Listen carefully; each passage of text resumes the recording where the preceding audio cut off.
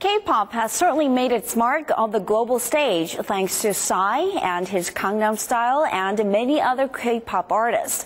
Well, to get an idea on how it's really being received in the U.S. market and where its sustainability lies, I sat down with Ted Chung of Stampede Management, the team behind Snoop Dogg and Far East Movement.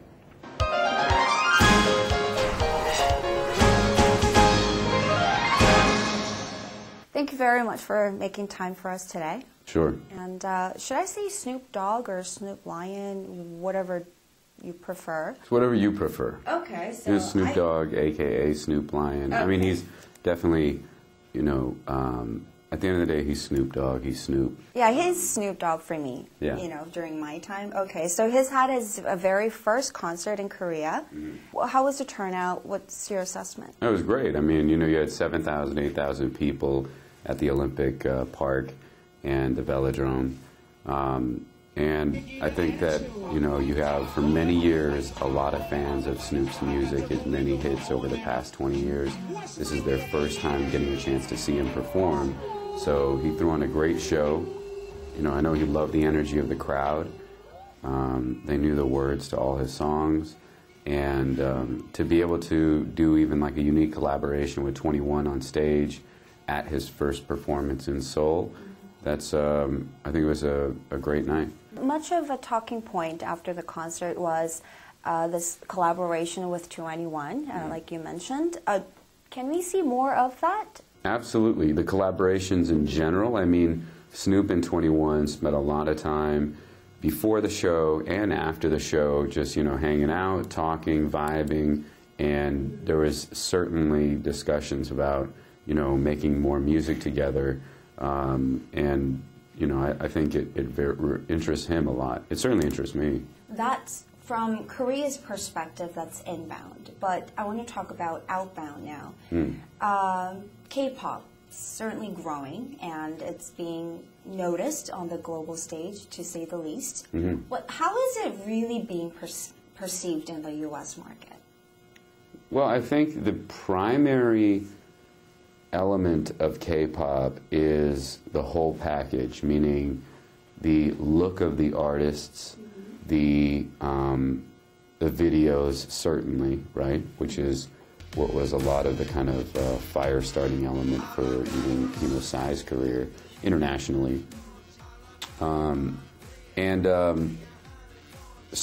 I feel like that, speaking from an American perspective, that, you know, the American audience sees it as a very colorful, very dynamic world that's not just, their opinion on it is not just based on the music, it's the whole presentation, right? Because a lot of the music obviously is in Korean, so the English-speaking audience in America, they can enjoy the melody, they can enjoy how it looks, they can enjoy the dance, they can enjoy the creative of the video, but they may not necessarily know what the song means. But there are questions about the sustainability of this K-pop phenomenon. Is it a phenomenon or is it here to stay? Once it's out there and the fans like it, it's only going to grow from here, right? He really just kind of kicked the door open. And now, in discussions I'm hearing amongst my peers in the States, you know, they're familiar not only with Psy, but they're familiar with 21, and they're familiar with Girls' Generation, and they're familiar with, you know, they may not know all their music, but it required them to learn about K-pop and see it from a business standpoint and also from a cultural standpoint. Do you think that could have something to do with the fact, well, the way Korean musicians are being nurtured or groomed? Like the schools they have here and stuff. I think that prepares a lot of the groups for, like, I think you're always going to have that. It sort of seems to be a unique part of K-pop music, right? And it's good to have that structure because, you know, there are a lot of stories of bands where they didn't come up in that sort of schooling in the global market outside of Korea, that they fall apart because they don't have the kind of the discipline and the you know, the sort of ability, system, exactly. No, that's a good word, you know, of the business relationship to the scheduling, to the choreography, to the traveling, to just being prepared for this life. It's not easy being an artist, especially a pop artist. But I will say that I think it's very important that Korean music offers artists that are outside of that system as well, right?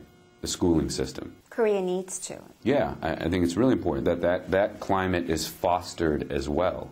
You know, I came here recently and there was one of the first, you know, music sort of festivals like we have in the States, South by Southwest. It was called MUCON. It was here, and it was like in the different bars, and different bands are performing from around the world.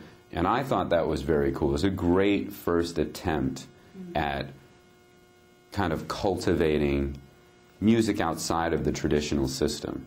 You know, I saw some Korean artists that were really cool that don't necessarily fit the mold of like the pop artists, but you need that. You need both, right? You can't just eat pizza all the time. Like you just said, I mean, you're a marketing guy, so you should be able to read people now, but also what people will like down the road in the future. What would be some of the trends that you are paying attention to that you see in the States or in Korea? A unique thing that's happened, right, and obviously on the management side with artists, which is our company Stampede Management, that's something we focus on a lot, which is cultural trends. However, we also have a marketing agency, Cashmere Agency, which is a digital lifestyle agency. And I think these two worlds, it's actually between Stampede Management and Cashmere Agency, it's a very powerful kind of strategic alliance, because what's happening is, given what's going on with the accessibility of music and how it's so easy via applications and sites like SoundCloud or Vidi or Vine or spreading your own word on Twitter and Instagram, because of the nature that the consumers can dictate so much themselves what they want to hear, you're getting this sort of separation where you've got pop artists and you can go really big and like kind of do well thought out, well planned, well produced pop music for the masses, for the big distribution systems, or I should say the traditional systems, not big, like radio and music video outlets. And that can do well, and an artist and those companies they're partnered with can do well. And then there's this market down here, and I only say down here not because it's smaller, but just because it's more niche-oriented, right? Where it's like, you can be really successful as an independent artist these days, touring yourself, making your own merch, building your own fan base, spreading your content online directly to your fans, and you don't have to even touch these traditional distribution outlets. You could be completely carved away from that, right? You don't have to have a song on the radio. You don't have to have a song on, you know, MTV, you know, or you don't have to have a song that's, you know, licensed as the theme song for the new Shrek movie. There is a market there. Someone's going to show Korea that it exists. Some artist in Korea is going to do that. Trust me, it will happen. You just have to know where to place your content and how to place your content on those systems. You don't need to be in a single store physically. You don't need to be on major radio. You don't need to be, and then you tour. Touring is, at the end of the day, an artist's bread and butter, right? Touring and merch.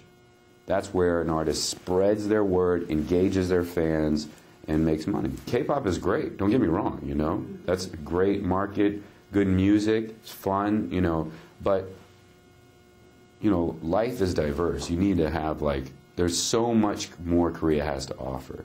Like, I don't know if you've ever heard of these guys, I think they're called 360 Sounds or 360 DJ Crew.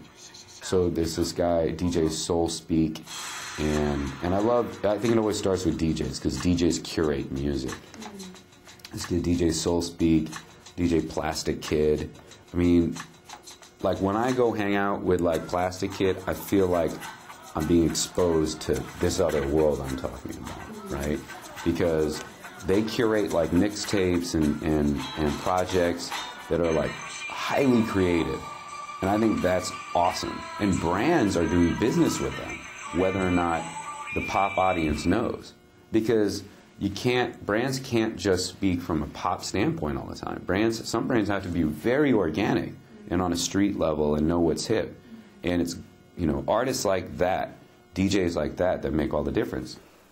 Well, before I let you go, where can we see you and Stampede Entertainment down the road in, say, 5 to 10 years from now? Well, I think that, ideally we'll have more global branches because music is becoming such an international medium.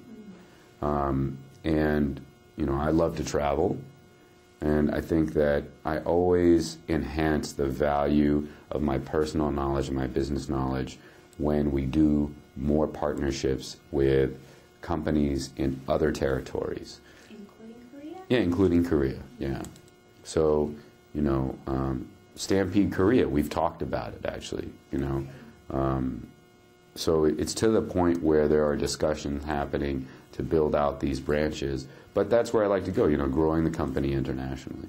Thank you so much for making time for us today. Great conversation. Absolutely. Nice to see you. Yeah.